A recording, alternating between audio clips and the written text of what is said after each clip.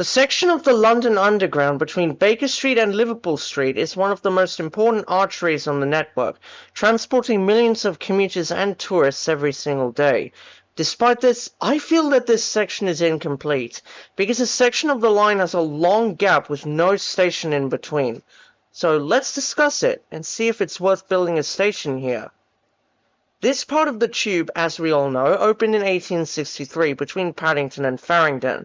While most of the route was built with the cut and cover strategy, a section of the route between King's Cross and Farringdon is an actual tunnel. That is in an area called Mount Pleasant, and the tube funnels its way through an actual tunnel as it's on a hill. This left an abnormally long gap between King's Cross and Farringdon, as the depth required to go down to the tube there is around 18 meters. But that didn't stop the Met from proposing a station there in the 1910s. Back then, Clerkenwell became much more built up, and the Met wanted to build a station there. With platforms on the existing Metropolitan line tracks, passenger access from Farringdon Road, and would have had lifts down to the platforms because of the depth. By the way, lifts were a thing back then and not escalators. The station would have been located at this building here, and the Met purchased all the land around it, including this bit opposite the Clerkenwell fire station, which is abnormally wide such that an underground subway entrance could be placed here. The bill was passed, and the Met had the green light to build a station at Mount Pleasant. So what happened next? Well, nothing. So, while they had the legal powers needed to build their station, they never constructed it. I believe this was down to cost and doubts over passenger numbers. The legal powers they had expired in 1932, which meant that the Met couldn't build their station anymore. However, I think the case to build a tube station in Clerkenwell is stronger today than it was back in 1910. So let's talk about it. And one of its factors is on distance.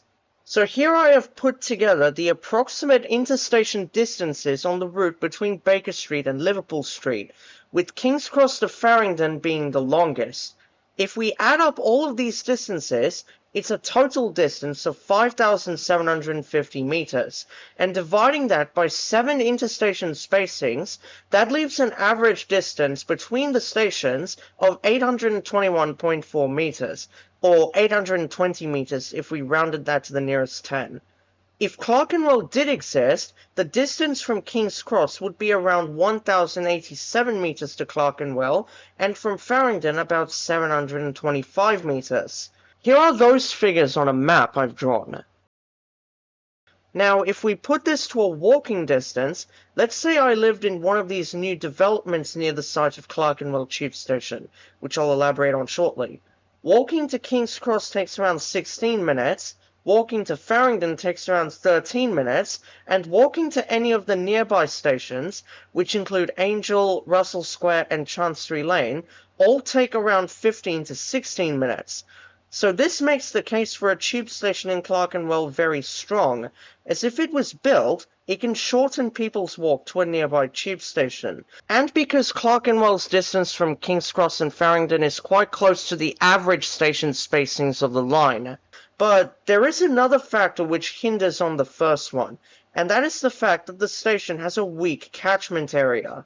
So these are the approximate areas of stations I have drawn out, and each circle has a radius of 750 meters, the optimum distance one would live from a tube station, and Clerkenwell's circle is in orange.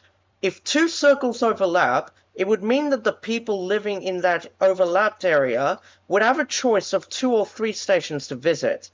Only showing Clerkenwell's catchment area alone, it would look like this, highlighted in green. That is it. It's tiny.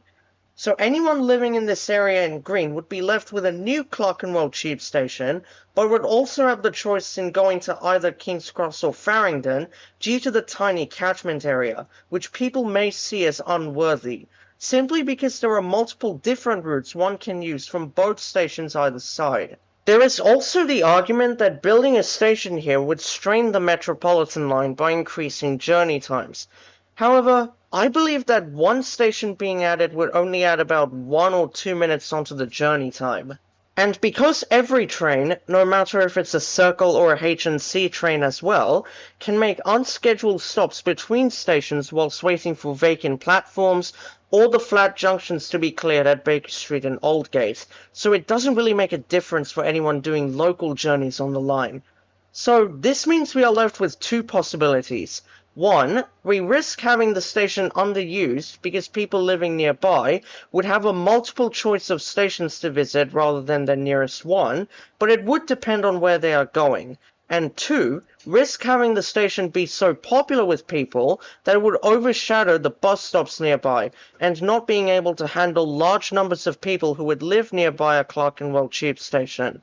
The second possibility would be kind of true, as the station would have been located opposite the Postal Museum and mail rail attractions, which could benefit their business from having a tube station right on their doorstep.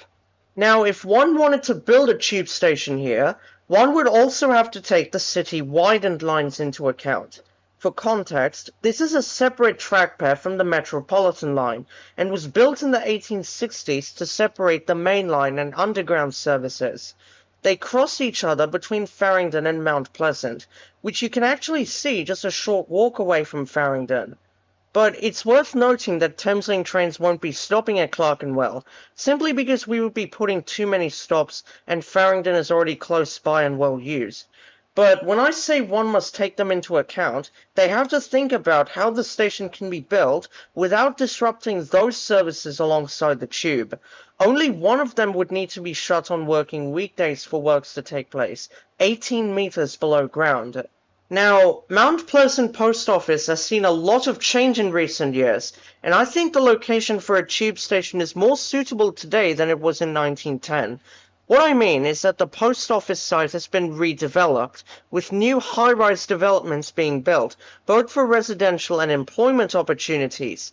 So having a station here, known as either Clerkenwell or Mount Pleasant, would make a lot of sense. I think this project would be similar to the bank capacity upgrades, which were valued at around £700 million for a new platform and a series of new corridors, but the construction of a new station is a little bit more complex, because one would have to excavate platform caverns immediately adjacent to live underground tunnels, remove sections of the tunnel wall to open into the new platforms, build platform edges, drainage, lighting and signalling equipment, and installing trackside systems while trains continue running nearby.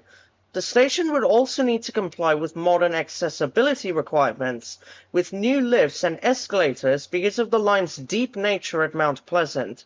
Thameslink would complicate this further, as its tunnels would require constant monitoring during construction. However, one bit where it might be easier than bank is at street level, as at Mount Pleasant there may be larger plots of land that could accommodate ventilation structures, construction shafts, and permanent station entrances. Even if a station was constructed here, it would require at least 7 to 10 years of noise, traffic disruption, and trying to keep trains running on working weekdays while constructing the station. It's certainly no easy task, and I don't know if anyone would ever consider this as likely, even though it would be so beneficial for the areas near Mount Pleasant, and take pressure off of the neighbouring stations, i.e. King's Cross and Farringdon. Anyways, that is pretty much it, so I really hope you did enjoy this video. This has been one of my favourite topics to research, looking into a rather forgotten plan of a new tube station at Mount Pleasant. It was really fun. Anyways, if you did enjoy the video, remember to like and subscribe. It helps out a lot and I really appreciate it. Thanks for watching. I'll see you all next time.